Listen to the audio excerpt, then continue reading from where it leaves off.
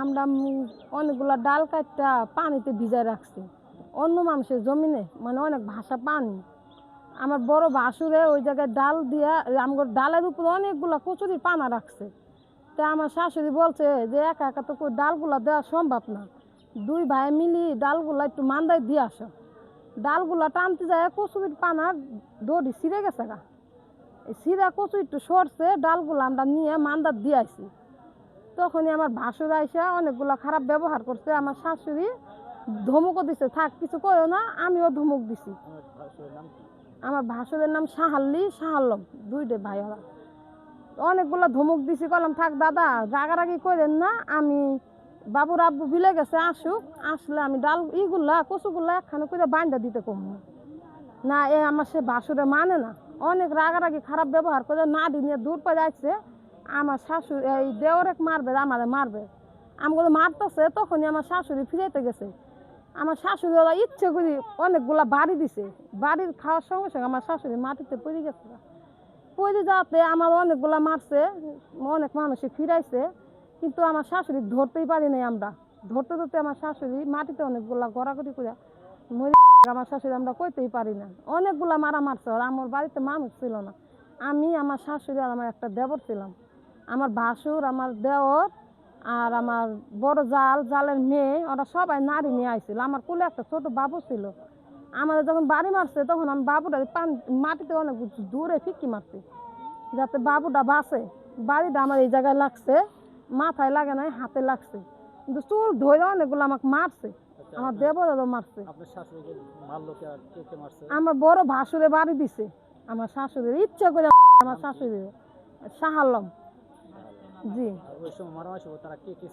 আমার বড় ভাসুর, আবার বড় সাহাল্লম, সাহাল্লি, রুকিয়া আর শারমিন, চারজন ছিল।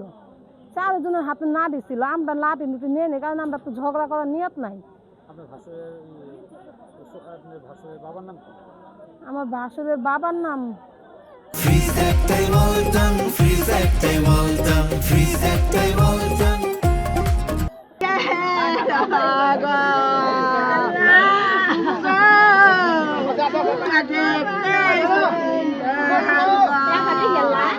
Anggal beti wajah kimuka gimana jaga muka kalah